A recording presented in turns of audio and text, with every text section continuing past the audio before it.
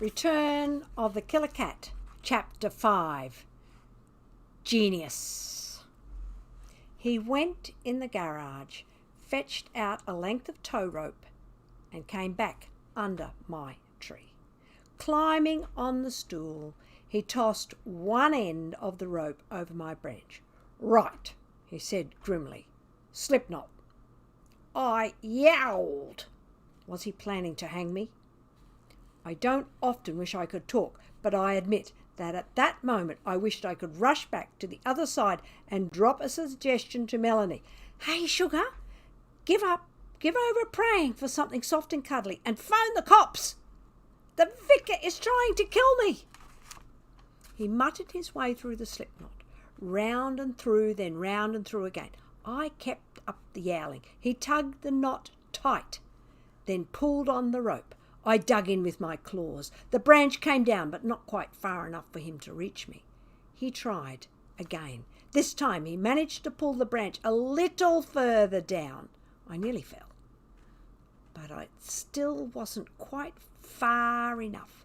"Jump," he said. "Jump the last bit, Tuffy." I gave him the blink. "Jump, Tuffy," he said again. I glowered at him.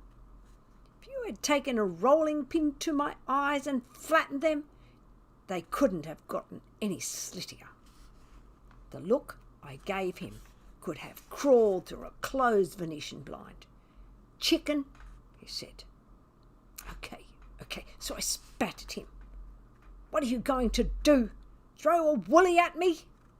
He called me a chicken. He was practically begging for it.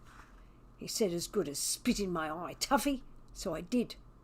He glowered back at me. And then, oh, creepy, his glower turned into a little smile. "Aha," he said.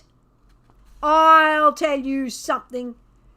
People who really don't like you shouldn't say, 'Aha.'